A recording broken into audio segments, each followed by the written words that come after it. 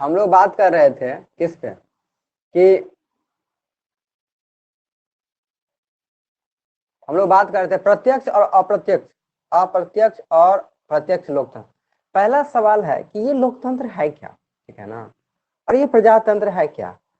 तो प्रजातंत्र और लोकतंत्र हम लोग पहले भी एक बार पढ़ चुके हैं, लेकिन अगर दोबारा क्वेश्चन, अगर एग्जाम में क्वेश्चन आता है तो समझो कैसे लिखना है।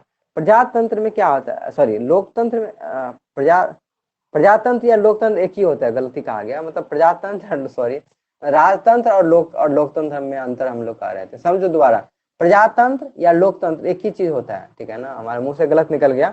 बता, प्रजातंत्र और लोक, चाहे प्रजातंत्र कहो या प्रजा मतलब लोक ही होता है, लोकतंत्र एक होता है राजतंत्र और एक होता है लोक, इस दोनों में अंतर कर है। तो राजाओं के द्वारा जो शासन होता है उसको हम लोग राजतंत्र बोल देते हैं, और हमारे द्वारा या लोगों के द्वारा जो शासन होता है उसको हम लोग लोकतंत्र कह देते हैं। इसमें अब लोकतंत्र में हम लोग बात कर रहे थे प्रत्यक्ष लोकतंत्र और अप्रत्यक्ष लोकतंत्र। तो प्रत्यक्ष लोकतंत्र में क्या होगा कि कोई भी सरकार का कोई भी नियम होगा, कानून होगा, कोई भी हिस्सादारी होगा, उसमें क्या करेंगे, सारे लोग बैठ के उस पर बात करेंगे, चर्चा करेंगे, नहीं हम इसमें सहमत हैं, इसमें सहमत हैं, इसमें सहमत नहीं है। तो ये जो आप सोचो कि हर चीजों पे हम सारे लोग मत देने लगेंगे, हर छोटे से काम पे, तो कैसे संभव होगा, कैसे संभव होगा। जैसे कोई छोटा सा नियम लागू होगा और उसमें हम लोग सब में वोटिंग करना अधिक करेंगे, सारे जनता का राय लेने लगेगा। इसीलिए ध्यान से समझो, प्रत्यक्ष लोकतंत्र की जो कॉन्सेप्ट है वो छोटे राज्यों में होता है या छोटे देशों में लागू होता है, जहां पे हर मुद्दा पे संभव होता है कि हम लोगों से बात कर ले, एक चीजों पर राय ले लें, उसके लिए चुनाव कर लें। मतलब सीधा सा कंसेप्ट है, ये कोई कानून बनाना होगा, ठीक है ना, कि चाहे कोई झगड़ा हो गया, कोई जमीन से संबंध में कोई भी कानून हो, जैसे कि पंचायत लेवल पर अपने यहाँ होता है गांव में, कि पंच बैठा, सारे लोग मिलके कहे हाँ इस पर हम सहमत है, इस पर सहमत नहीं है, वोटिंग हो गया एक तरह से। तो ऐसे ही प्रत्यक्ष जब लोकतंत्र की बात होती है तो उसमें वोटिंग होता है, और डायरेक्ट वोटिंग, और उसमें हर घटना पे जनता का भागीदारी होता है। समझो ध्यान से, जनता डायरेक्ट अपना वोट देता है, बोलता है नहीं ये चीज होना चाहिए या नहीं होना चाहिए। इसको हम लोग बोलते हैं प्रत्यक्ष, प्रत्यक्ष मतलब सीधा। अप्रत्यक्ष लोकतंत्र का समझो सवाल क्या, कंसेप्ट क्या है कि अप्रत्यक्ष लोकतंत्र में कुछ भी होगा तो हम क्या करते हैं, डायरेक्ट उसमें भाग नहीं लेते, हम क्या करते हैं अपने प्रतिनिधित्व को, जैसे अपने यहाँ चुनाव हुआ, विधायक का, मुखिया का, किसी चीज का चुनाव में भेज देते हैं, फिर वो हमारे लिए कानून बनाता है। क्या करेंगे, उसको हम लोग चुन के विधायक को, सांसद को, उसको भेज देते हैं, दिल्ली भेजेंगे या सीएम के लिए मान लिया जहां भी भेजेंगे, मतलब मुख्यमंत्री के लिए हम लोग भेजते हैं कहीं।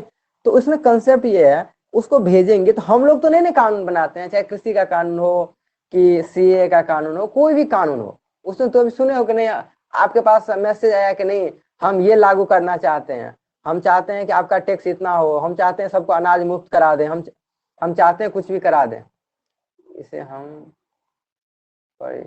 परिभाषित कैसे करेंगे, हाँ चलो बताते हैं परिभाषा कैसे लिखना है, चर्चा करेंगे परिभाषा का, हम बोल देते हैं साथ में कि अप्रत्यक्ष लोकतंत्र क्या होता है कि जब लोगों का जब जब जब लोग कोई भी मुद्दा पे, कोई भी नियम पे, कोई भी कानून पे सीधा सीधा भाग न लेकर अपने चुनाव प्रक्रिया के द्वारा भाग लेता है, उसी को हम लोग अप्रत्यक्ष लोकतंत्र कह देते हैं। ये रिकॉर्डेड अवेलेबल होगा, बाद में उसको लिख लेना, ठीक है ना। जब कोई भी, ध्यान से सुनो, जब भी कोई भी घटना, कोई नियम कानून, कोई व्यवस्था के लिए लोग या हम लोग या जो होता है लोग प्रत्यक्ष न होके अपने प्रतिनिधित्व के द्वारा उसमें काम होता है, उसमें नियम कानून बनता है, तो उसको हम लोग अप्रत्यक्ष लोकतंत्र कह देते हैं। सीधा सा समझो, अपने यहाँ पहले समझ लो कंसेप्ट क्या है, फिर लिखा देंगे उसको। अपने यहाँ चुनाव होगा, कुछ भी होगा, तो क्या सुने हो, चुनाव होता है तो फिर हम उसको चुन के फिर भेजते हैं ना, फिर वो हमारे लिए संसद में जाके कानून बनाते हैं। तो यही हुआ अप्रत्यक्ष लोकतंत्र। तो अप्रत्यक्ष लोकतंत्र में ही चुनाव की प्रक्रिया के बारे में अब हम लोग बात कर रहे हैं, ये चुनाव क्या होता है, क्या कैसे कैसे होता है, ठीक है। तो अब सवाल है कि चुनाव और लोकतंत्र में क्या सवाल है। देखो अभी हम टॉपिक क्या पढ़ रहे थे, चुनाव और लोकतंत्र। तो लोकतांत्रिक जो देश होता है उसी में चुनाव का व्यवस्था होती है, राजतंत्र में चुनाव का कोई ऐसा कंसेप्ट नहीं होता है। जब भी राजतंत्र की बात आती है तो वहां चुनाव का कोई ऐसा कंसेप्ट नहीं है। हाँ, लोकतांत्रिक जो सरकार है उसी में चुनाव का कंसेप्ट होता है, उसी में हम लोग पढ़ेंगे ये चुनाव में कितना लोकतांत्रिक तरीके से हमारे यहाँ चुनाव होता है, किस तरह से कैसे चुनाव करते हैं। अब चुनाव के अंतर्गत ही देखो कुछ चीज आप समझो, इतना चीज समझ लिए तो अब हम लोग समझते हैं किस टॉपिक पे बात। अब हमारा कंसेप्ट क्या है। अच्छा 1 मिनट आ रहे थे।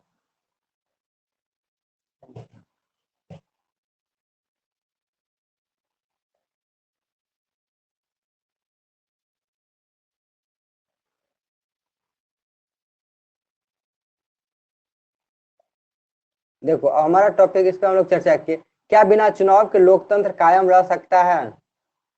इस पे थोड़ा सा चर्चा करते हैं, ये क्या है, क्या बिना चुनाव के लोकतंत्र कायम रह सकता है। ये थोड़ा कठिन टॉपिक है, उस पर हम और क्या बिना लोकतंत्र के चुनाव हो सकता है, क्या बिना चुनाव के लोकतंत्र कायम रह सकता है, ये समझना है।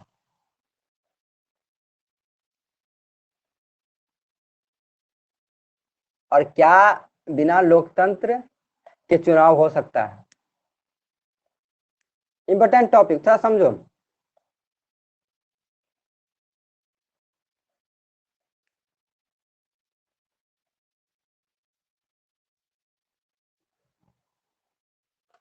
अब क्या है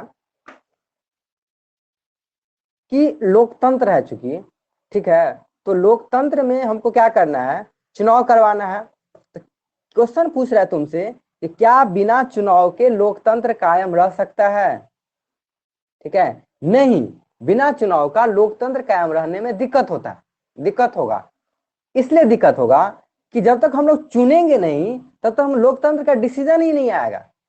समझो ध्यान से, लोकतंत्र का मतलब ही होता है कि हम चुन के किसी को भेजेंगे, तब ना हम अपने पसंद से किसी नेता को भेजते हैं, तभी तो लोकतंत्र हुआ। जब तक हम किसी को चुन के भेजेंगे नहीं, अपने मन से अगर जो सरकार बनने लगेगा तो वो फिर लोकतंत्र तो रहेगा ही नहीं, वो प्रजातंत्र हो जाएगा। ठीक है, तो बिना चुनाव के लोकतंत्र नहीं हो सकता है। समझो दिमाग, हम लोकतंत्र में क्या करते हैं, जैसे अपने बीच कोई लीडर हुआ, मेरा मन है ठीक है उसको हम मुखिया बनाते हैं, ठीक है ना, मेरे ग्रुप में मान 10 लोग हैं, हम सोचते हैं उसको मुखिया बनाते हैं। तो क्या हुआ, हम लोगों ने उसको चुन के भेजा, तो चुनाव किए उसका, तब तो वो जाके जो है मुखिया बना। अब गांव लेवल पे सोचो कि गांव में क्या है कि 10-15 लड़का है या लड़की का ग्रुप है, 15-20 लोगों का, आपका वो दोस्त है, आप सोचते नहीं ये मुखिया बने सपोज, तो आपने क्या उसको चुन के प्रक्रिया क्या है, प्रोसेस क्या, अपने यहाँ प्रोसेस क्या है, उसको चुनते हैं हम लोग, चुन के फिर उसको बैठाते हैं पद पे, तभी तो लोकतंत्र। ऐसे कैसे कहेंगे, नहीं आप बोलेंगे हम भी बनेंगे मुखिया, वो कहेगा हम भी बनेंगे मुखिया, फिर बनेगा कौन मुखिया। सवाल है कि उसका प्रोसेस क्या होगा। जब तक कोई प्रोसेस नहीं होगा तो वही प्रोसेस, ये जो चुनने की जो प्रक्रिया है यही है चुनाव। हम अपने लीडर को, हम अपने फेवरेट जो जो भी चीजें होती है उसको जो चुनते हैं, तो वही चुन के जो लागू कर, तो यही चुनना ही लोकतंत्र होता है। समझे ना, ये जो तुमको जो अधिकार मिला है, समझो ध्यान से, ये जो तुमको जो नेता चुनने का अधिकार मिला है यही है लोकतंत्र। तो कंसेप्ट समझो कि ये जो हम अभी जो हम बोल रहे हैं ना, ये चुनने का जो तुमको जो अधिकार मिला है यही तो लोकतंत्र है। लोकतंत्र का मतलब क्या होता है कि जब हम अपने शासकों को अपने द्वारा जब चुन सकते हैं तो यही होता है लोकतंत्र। सीधा सा कंसेप्ट है, लोकतंत्र का यही मतलब होता है कि जब हम अपने पसंदीदा शासकों को चुन लेते हैं तो लोकतंत्र। तो कितना अच्छा कंसेप्ट है। तो क्या चुनाव के बिना लोकतंत्र हो सकता है, नहीं। जब तक हम, क्या बिना चुनाव के लोकतंत्र नहीं, लोकतंत्र का मतलब ही होता है हम लोग चुन के अपने अपने लीडर को, अपने अपने पसंद को भेजेंगे। जब जब आपको चुनने का अधिकार होगा, राइट टू वोट, आप चुनने का अधिकार होगा तभी लोकतंत्र होगा, नहीं तो उसके बिना लोकतंत्र होगा नहीं होगा। दूसरा क्वेश्चन है, क्या बिना लोकतंत्र के चुनाव हो सकता है। देखिए अगर कोई देश लोकतांत्रिक नहीं है तो कोई चुनाव की वहां जरूरत नहीं है, ध्यान से समझिए। अगर कोई देश लोकतंत्र नहीं है तो वहां चुनाव का क्या मतलब होगा। हाँ, वहां पे कुछ ऐसे प्रक्रिया होगा, ऐसा कोई कानून व्यवस्था जिसमें बोलेगा आपको किसी मुद्दा पे चुनाव कराने के लिए। तो अगर लोकतंत्र नहीं होगा तो वहां चुनाव का कोई खास ऐसा मतलब नहीं होता है कि वहां चुनाव करा के क्या करेंगे हम, वहां लोकतंत्र है ही नहीं। वहां आप चुनाव चुन के भी भेजेंगे तो चाहे वहां आर्मी शासन करेंगे या कोई ना कोई राजा शासन करेंगे तो कोई मतलब नहीं। आप इसलिए बिना लोकतंत्र का चुनाव का भी कोई अस्तित्व नहीं है। ये तो दोनों बातें एक दूसरे से जुड़ी हुई है, यानी समझ लिए कंसेप्ट ये है। और देखिए अब जब हम जब चुनाव में लोकतांत्रिक तांत्रिक की बात करते हैं तो अब सवाल आता है कि चुनाव में मत कौन देगा, ठीक है ना। चुनाव में मत कौन देते हैं अपने यहाँ, कौन मत देने योग्य होता है, कौन चुनाव लड़ने के लिए योग्य होता है, कौन चुनाव को देख रेख करेगा, मतदान अपना प्रतिनिधित्व कैसे चुनेगा, और मतगणना कैसे होगी, और प्रतिनिधित्वों का चुनाव कैसे होगा। ये 3-4 टॉपिक और समझना है हम लोग। देखिए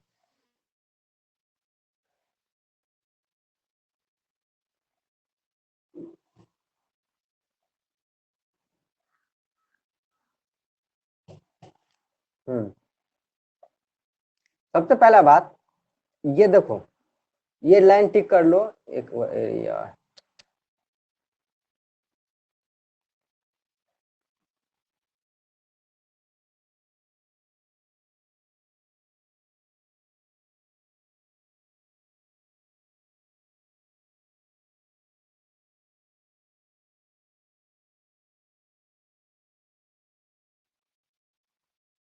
हेलो, क्वेश्चन रिपीट करो दोबारा, क्या है नहीं समझ में आ रहा है।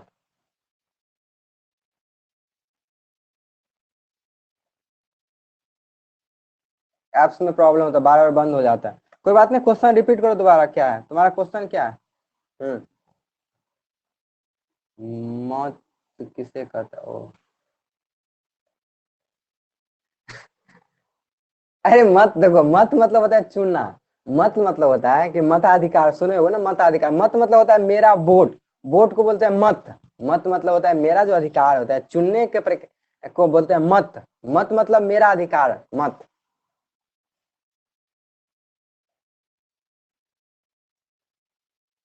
तो अब देखो, इस पे हम लोग बात कर रहे थे कहाँ पे, हाँ ये आता है, पता नहीं क्या दिक्कत होता है, परेशान कर दिया है। हाँ, तो हम लोग ये बात कर रहे थे कि कौन मत देने के लिए योग्य है, ठीक है ना। जब लोकतांत्रिक प्रक्रिया में हम लोग बात कर रहे हैं कि चुनाव की बात कर रहे हैं, अब ठीक है हम लोग चुन के भेजेंगे, अपने पसंदीदा लीडरों को चुन के भेजेंगे। तो अब सवाल आता है कि वो जो चुनाव होगा तो उसमें कौन मत देने योग्य होगा। इसके बाद चुनाव लड़ने के लिए कौन मत देने के लिए योग्य होगा। इसके बाद अब मत का हो गया तो चुनाव कौन कौन लड़ सकता है। हमको, हम तुम भी लड़ो, हम भी लड़ो, जिस किसको किसको चुनाव लड़ सकता है। कौन चुनाव को, अब चुनाव लड़ेगा तो कोई ना कोई देखने वाला चाहिए, नहीं तो घपलाबाजी कर लेगा। तो चुनाव का कौन देख रेख करेगा। मतदाता अपना प्रतिनिधित्व कैसे चुनेगा, चुनने का प्रक्रिया क्या होगा, और मतगणना कैसे होगी, और प्रतिनिधित्व का चुनाव कैसे होगा। इन्हीं सारे टॉपिकों पे बात होगा कि कौन मत कौन मत देने योग्य। मत मतलब यहाँ वोट हुआ, देखो यही पूछ रहे थे ना, मत क्या है। मत मतलब होता है वोटिंग। यहाँ पे मत का मतलब वोट, ये जो मत ये पूछ रहे थे ना, मत मतलब होता है वोटिंग। वहां कट गया था इसीलिए हमको पता नहीं चला था। तो ये जो चुनाव होता है उसको मत बोलते हैं। अब देखो, हम लोग बात कर रहे थे चुनाव का। देखो यहाँ से एक परिभाषा निकल के आता है, इसको लिखो, इसको लिख लेना बाद में।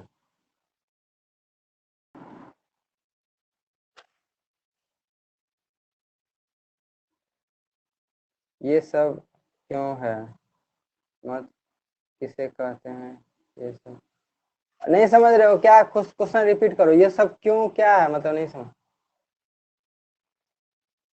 ये सब क्वेश्चन है। हाँ, ये सब क्वेश्चन, क्वेश्चन डायरेक्ट नहीं पूछता है, ये सब क्वेश्चन नहीं है, ये सब टॉपिक है, इसी से रिलेटेड क्वेश्चन आता है, ये है सवाल। समझाते क्वेश्चन कैसे बनेगा, समझा देते हैं ये क्या चीजें हैं। ये डिस्टर्ब हो जाता है यहाँ पे, पता नहीं क्या दिक्कत, परेशान। नेटवर्क का बड़ा इशू है इसमें। उफ, ओहो। हम्म। तो रिकॉर्डिंग भी बंद हो जाती है। चलो, तो हम लोग बात कर रहे थे, तो इसी के अंतर्गत देखो पीडीएफ अभी हम लोग चला रहे थे क्या। हाँ, बात कर रहे थे,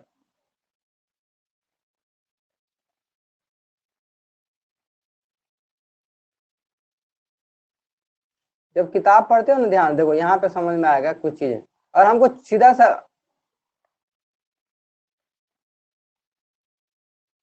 अब यहाँ देखो,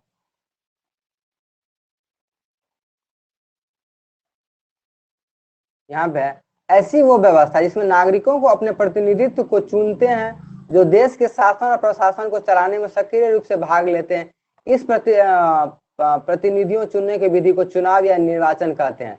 ये चुनाव की परिभाषा अगर 2 नंबर में पूछता है तो ये पूछेंगे कि ऐसी व्यवस्था में नागरिकों, माने ये जो हमारे यहाँ व्यवस्था, नागरिकों को चुनते हैं जो देश के शासन और प्रशासन को चलाने में सक्रिय रूप से भाग लेते हैं। इन प्रतिनिधियों चुनने की विधि को हम लोग चुनाव या निर्वाचन कहते हैं। ठीक है, समझ में आ गया? तो चुनाव का ये परिभाषा है, ये चुनाव का क्या मतलब है। ठीक,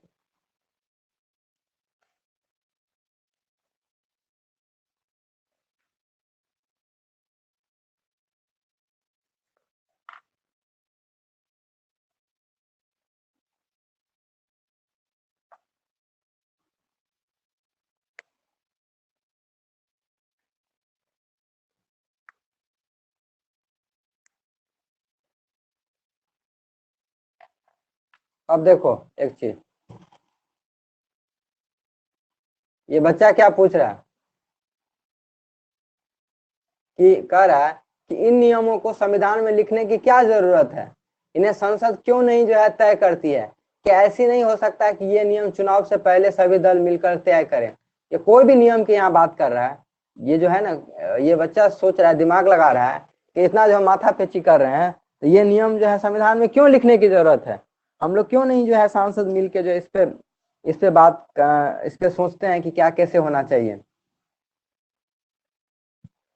तो सबसे पहले देखो संविधान और चुनाव के संबंध में थोड़ा बात कर। देखो ये बच्चा पूछ रहा है कि इतना चीजें संविधान में क्यों लिखा गया है, तो पता है संविधान में लिखा नहीं रहेगा तो सब हमारे नेता मटियामल कर देंगे सब। ठीक है ना, मतलब ऐसा है कि जब कोई अधिकार किसी को दिया जाता है ना, उसके साथ रिस्पॉन्सिबिलिटी आती है।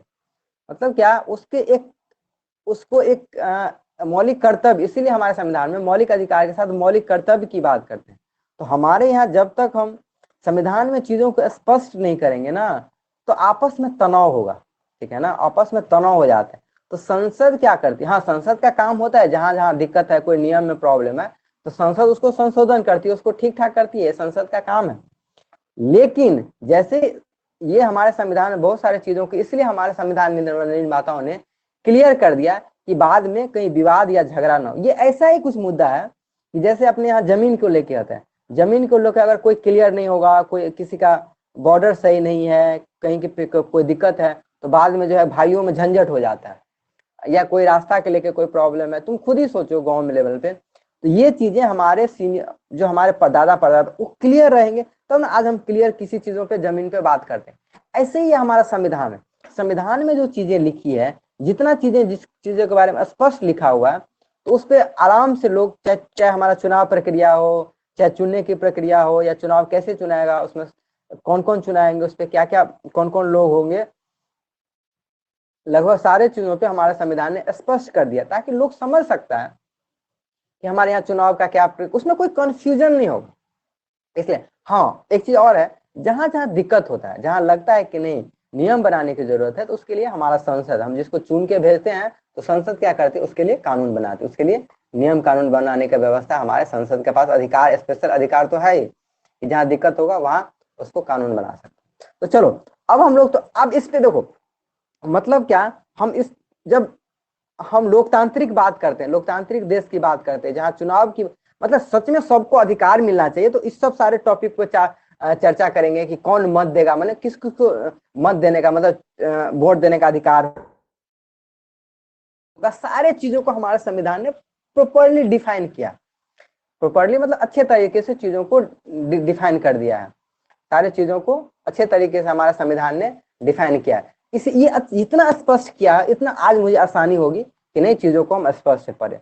चलिए अब है हमारा टॉपिक दूसरा है, इसमें हम बात करेंगे, अभी हम सोचते हैं कि ये लोकतांत्रिक कैसे होगा संविधान। इसमें हम लोग अलग अलग बात करेंगे आर्टिकल में, कि जैसे कि चुनाव देने का एज क्या होगा, चुनाव कौन मत देने योग्य होगा, चुनाव के लिए जैसे कि कौन चुनाव लड़ने के लिए योग्य होगा, उसमें अलग अलग है, उसमें हम बात करेंगे अभी। जैसे कि पहले हमारे संविधान में 21 साल था, बाद में 18 साल कर दिया गया चुनाव लड़ने के लिए, मतलब चुनाव देने के लिए।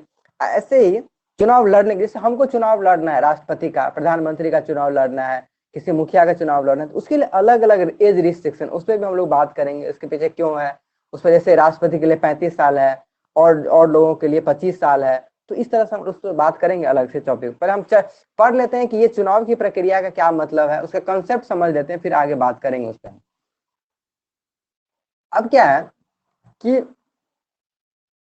ये भारत में चुनाव व्यवस्था का क्या मतलब है।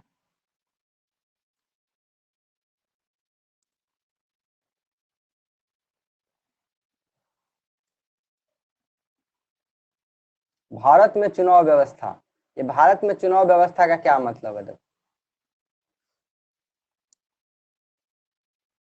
और साथ ही पूरे देश में चुनाव का क्या मतलब होता है, ठीक है ना। पूरे पूरे पूरे वर्ल्ड में चुनाव का क्या मतलब होता है, उस पर थोड़ा सा हम लोग चर्चा कर लेते हैं, फिर समझेंगे ये क्या चीजें हैं। और सर्वाधिक वोट प्रणाली इसमें क्या है, ऑथोरिटी, इसके लिए प्राधिकारी और नियम जो बताते हैं कि कैसे आप चुनाव करें। हाँ, ये दो चीज, एक ये देख लो भारत में चुनाव व्यवस्था, ये टॉपिक समझ लो, इस पर हम चर्चा कर रहे हैं। और एक टॉपिक है हमारा कि देखो नेक्स्ट पेज में, जो सबसे आगे वही सबसे जीते, जो सबसे आगे वही जीते, इस दोनों कॉन्सेप्ट हम लोग बात कर रहे हैं। ये क्या चीजें हैं। पहला बात कि हमारे यहाँ जो चुनाव होगा, हमारे यहाँ जो चुनाव होगा वो चुनाव कराएगा कौन। हमारे यहाँ ना भारत में चुनाव व्यवस्था, तो हमारे संविधान में समझो दीपक, हमारे संविधान में स्पष्ट रूप से लिखा हुआ है उसके लिए निर्वाचन आयोग होगा, ठीक है ना। निर्वाचन आयोग मतलब होता है कि आयोग का मतलब होता है कि एक अलग सा संस्था ही बनाया गया है, वो क्या काम करेगा, सारे नेताओं को चुनेगा, ठीक है ना। वो अपना वोटिंग करवाएगा, अभी तुम सुने होगे ईवीएम करवाता है, अलग अलग जगहों से पुलिस आता है, फिर टीचर लोगों को भेजा जाता है चुनाव में। ये व्यवस्था इसको इसका जिम्मा दिया गया है चुनाव आयोग को। किसको दिया गया है, चुनाव आयोग। तो चुनाव आयोग का क्या काम होता है कि अलग अलग पोस्ट के लिए वोटिंग कराना, क्या कराना, वोटिंग कर। तो हमारे लिए इसके लिए इसको अथॉरिटीज या प्राधिकारी शब्द यहाँ पे यूज करता है, मतलब अलग अलग संस्थाएं हैं जो चुनाव, उसका क्या नियम होता है उसके लिए बाद में हम लोग चर्चा करेंगे, लेकिन उसका मेन इस पे क्या है, तो चुनाव आयोग ही सारे संस्था को चुनाव कराती है। उसमें अलग अलग तरह के चुनाव आयोग होते हैं, उसमें हम अलग से पूरा चैप्टर ही है चुनाव आयोग का कि राज्य में कौन सा चुनाव आयोग होता है, सेंट्रल लेवल पे कौन सा चुनाव आयोग होता है, तो उस पर अलग अलग है। लेकिन मेन समझने वाला, जैसे हमारे यहाँ चुनाव आयोग का काम होगा, उसमें अलग अलग वो पूरे भारतवर्ष में अगर कोई भी चुनाव होगा तो उस पर वो चुनाव कराएंगे। अब इस चुनाव आयोग में जो हमारे यहाँ चुनाव होगा, तो वो ये कंसेप्ट है जो सबसे आगे वही जीते, ये कंसेप्ट थोड़ा बात करते हैं ये क्या चीज है। अब चुनाव में जीतेगा कैसे, हम लोग चुनाव जीतेंगे कैसे, ठीक है ना। तो ये समझते हैं ये क्या है कि जो सबसे आगे वही जीते। और एक सवाल आता है कि समानुपाती प्रतिनिधित्व प्रणाली क्या है। ये थोड़ा कठिन है, थोड़ा ध्यान से समझो। ये दोनों कम, जो सबसे आगे वो तो आराम से समझ में आ जाएगा, लेकिन अनुपाती प्रतिनिधित्व थोड़ा कठिन होता है समझना, इसलिए ध्यान से समझो कि चलो देखो व्हाइट बोर्ड का शेयर कर रहे हैं, देखो समझो। हम हमारे यहाँ चुनाव हुआ, ठीक है ना, हमारे यहाँ चुनाव हुआ, सपोज मुखिया का चुनाव है, मुखिया का चुनाव है पंचायत लेवल, ध्यान से समझो, मुखिया का चुनाव है। उसमें क्या हुआ, तुम्हारे गांव में मान लिया जाए 1000 आदमी, ठीक है, 1000 आदमी है, सबने वोट किया, ठीक है ना। और उसमें समझो ध्यान, एक मिनट इसको मिटा देते हैं।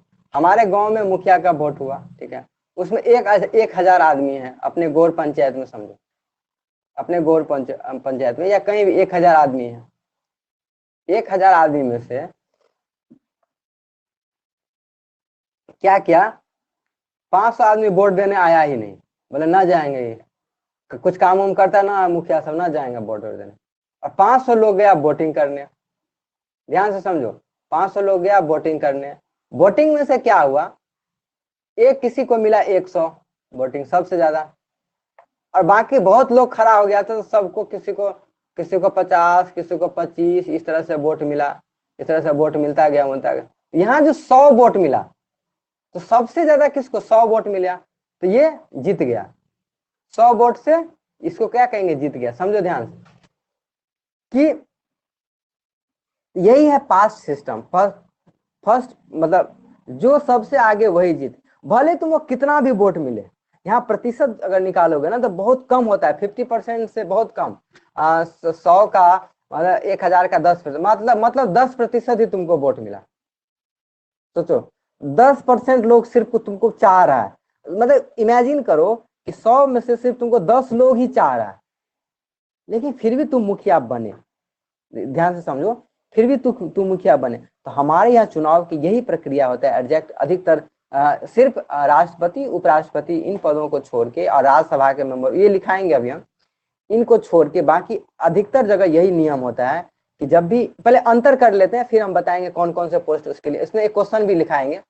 तो हमारे यहाँ जो चुनाव होता है यही, हम खड़ा हो गए, ठीक है, तुम खड़ा हो, अलग अलग 4-5 लोग अगर खड़ा है तो जिसको सबसे ज्यादा वोट मिलेगा वही जीतेगा। सीधा सा कंसेप्ट है। उसमें तुमको एक ही वोट क्यों नहीं मिले, 10 ही वोट क्यों नहीं मिले। अगर हमको 10 ही, अगर मुखिया का चुनाव हुआ जिसमें हमको 10 ही वोट मिला, तुमको 2 ही वोट मिला, 1 ही वोट मिला, तो उसको हम लोग चुनाव मान लेते हैं। एक होता है समानुपातिक पद्धति, जैसे हमारे यहाँ राष्ट्रपति का जो चुनाव होता है कि एकल संक्रमणीय मत पद्धति और या समानुपातिक प्रतिनिधित्व का में क्या होता है कि एक क्या होता है ना, एक स्टैंडर्ड फिक्स किया जाता है। एक तुमको उसको क्या बोलते हैं, कट ऑफ बोलते हैं। एक तरह से कट ऑफ मतलब इतना से कम वोट जब तक नहीं होगा तब तक उसको माना ही नहीं जाएगा। उससे कम अगर तुमको वोट मिलेगा तो कोई नहीं बनेगा, एक तरह से कोई नहीं बनेगा, कोई भी नहीं उस पद के लिए योग्य होगा। लेकिन ऐसा हमारे यहाँ नहीं होता है। इसके पीछे कारण बताएंगे ये क्या चीजें हैं कि ऐसा इसलिए नहीं कर सकते हैं हम लोग कि क्योंकि चलो अब दूसरा सिस्टम समझाते हैं। ये तो सिंपल सिस्टम है कि चुनाव कराओ, ठीक है, जिसको सबसे ज्यादा वोट मिले, भले कितना भी वोट मिले, प्रतिशत के हिसाब से इसमें काउंटिंग नहीं होता है कि कितना भी प्रतिशत का मिले, तो इसमें सीधा सा उसका सरकार बन जाता है। ये थोड़ा समझो समानुपातिक प्रतिनिधित्व क्या होता है, थोड़ा कठिन होता है, इसको समझना फिर समझाते हैं क्या चीज है।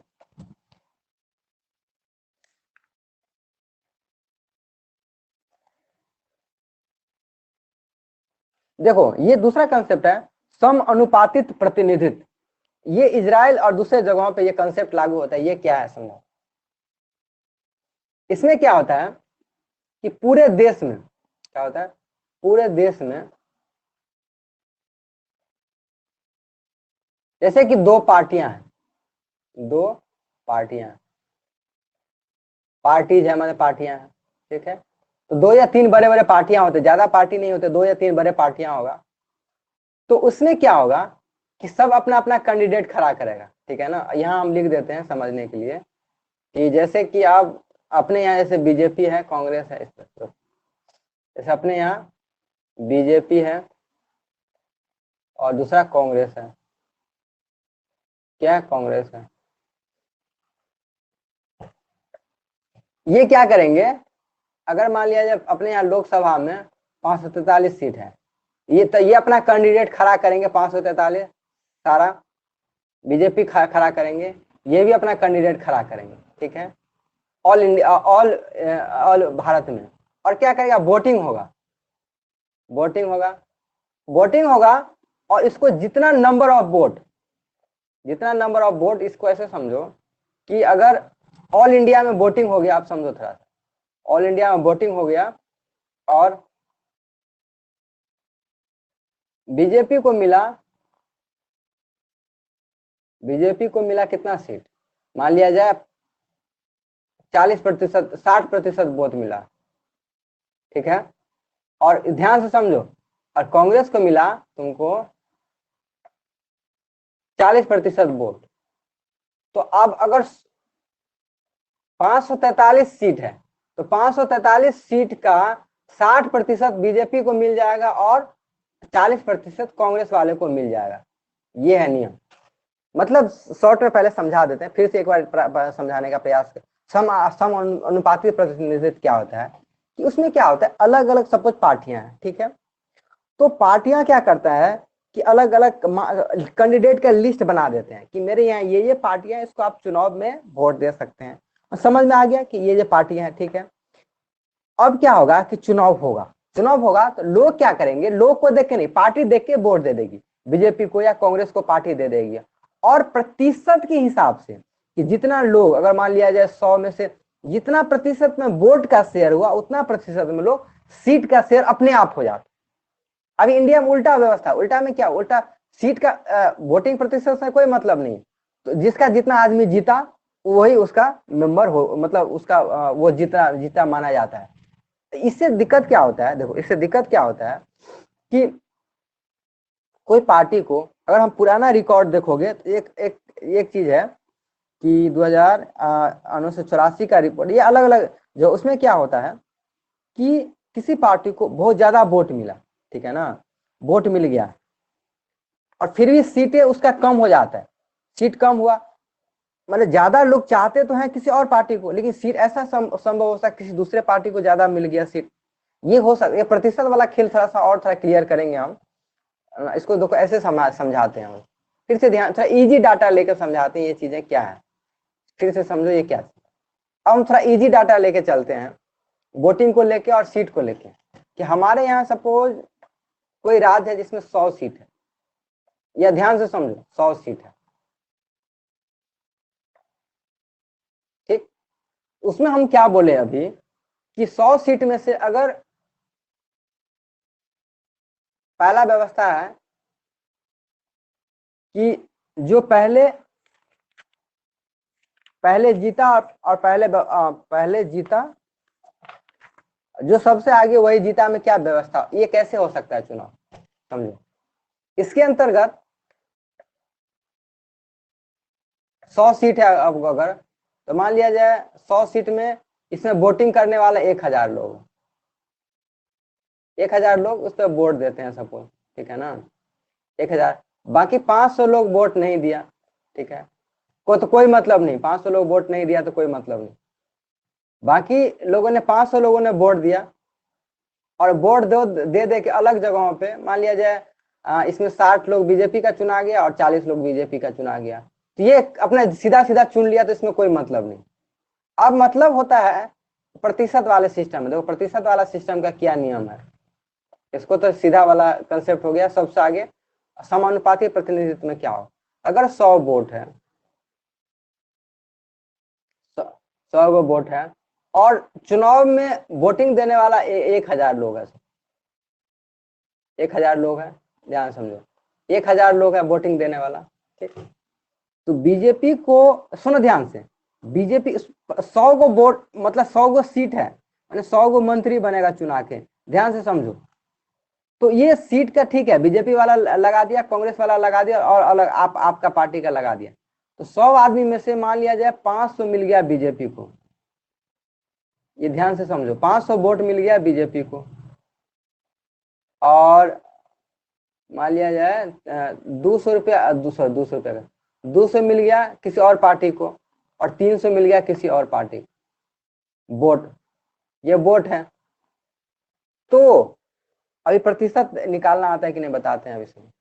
तो एक चीज बताओ कि 500 1000 का कितना प्रतिशत हुआ, आंसर भेजो जल्दी जल्दी, सब आदमी आंसर भेजो, 500 1000 का कितना प्रतिशत हुआ, अगर 500 वोट बीजेपी को मिला, ये सपोज आम आदमी पार्टी है जो दिल्ली में जिसका सरकार है, आप है, और ये कांग्रेस वाला है, कांग्रेस वाले को 300 मिला। अब हम मेरा सवाल ये है कि ये, एक मिनट, मेरा सवाल ये है कि ये जो 100 है, ये 100 का कितना प्रतिशत है 500, बताओ, तो सो गया क्या, लगता है ऐसा, 5, मुझे नहीं,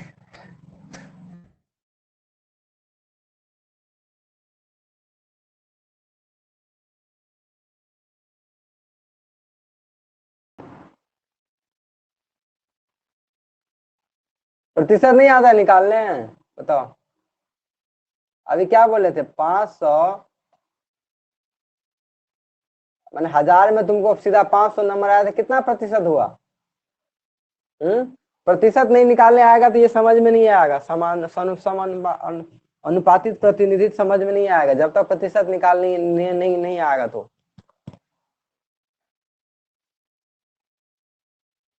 चलो ऐसा समझो, चलो दूसरा बताते हैं, बोर्ड वाला बताते हैं कि तुमको 500 का तुम्हारा एग्जाम हुआ बोर्ड में, उसमें 300 नंबर तुमको आया, तो कितना प्रतिशत हुआ बताओ? तो कितना प्रतिशत नंबर आया? आंसर भेजो जल्दी जल्दी।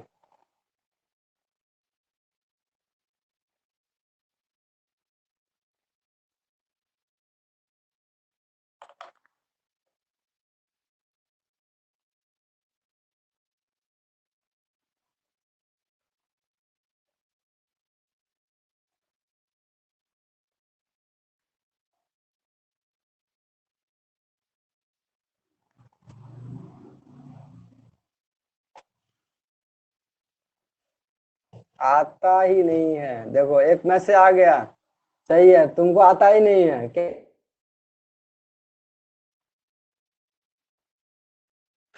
आता नहीं है प्रतिशत निकालने।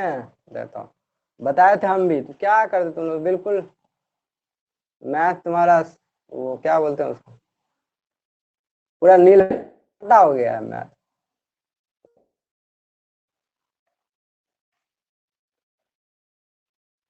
पूरा मैथ नील बट्टा सन्नाटा है। मैथ में सब आता है पर सेंटेंस नहीं आता, सब आता है पर ये कौन सा तरीका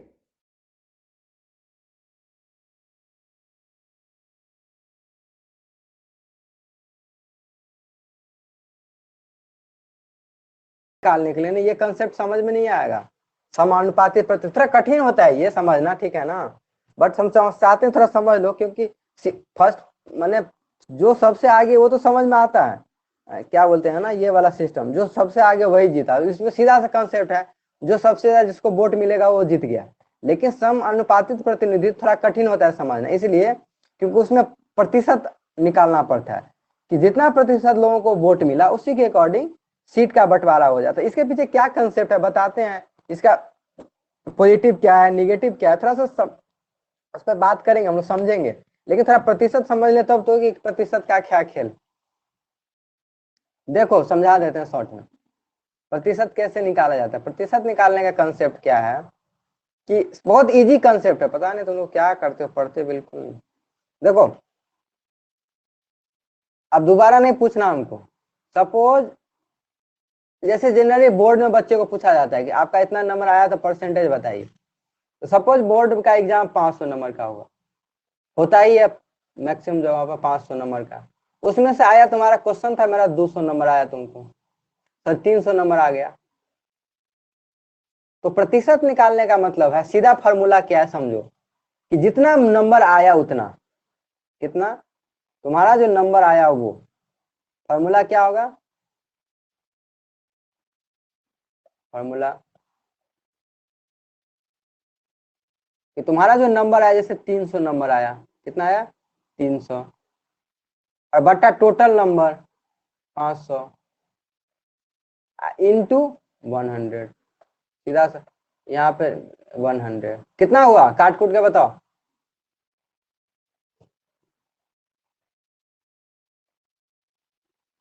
ये होता है 60 के बराबर, ये 60% हुआ नंबर।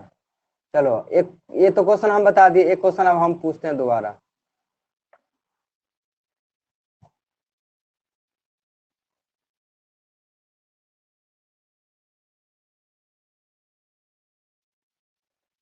दूसरा क्वेश्चन है, ध्यान से समझो, दूसरा क्वेश्चन है तुम्हारा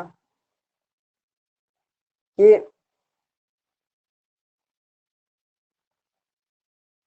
अब तुम चल गए ग्रेजुएशन में सपोज, ठीक है ना, इंटर में भी 500 नंबर का होता है, तुम ग्रेजुएशन में चल गए, तो ग्रेजुएशन में तुम्हारा कितना नंबर का, 800, मान लिया 1200 का एग्जाम हुआ, ठीक है, मान लिया 1200 का एग्जाम हुआ, इसमें आया तुमको कितना नंबर, 800 नंबर आया, तो ये कितना प्रतिशत है बताओ, इस बार गलती नहीं होना चाहिए।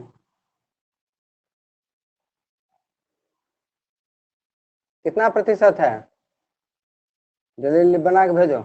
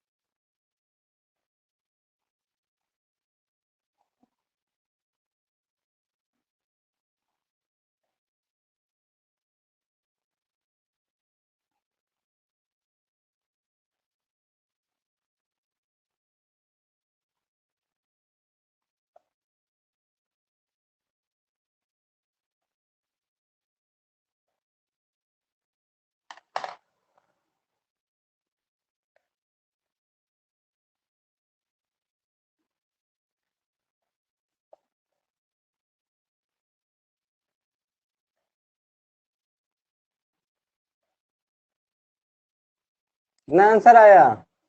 हो गई क्या लगा? कैसा हाल होगा?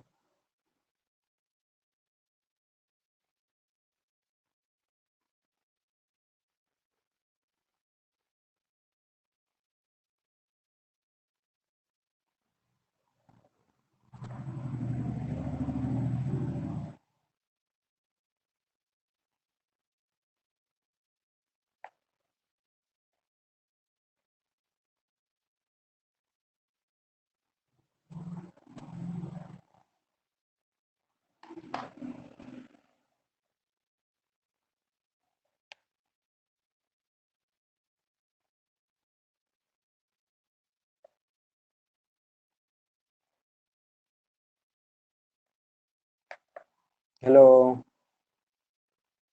रेस्पॉन्स नहीं है।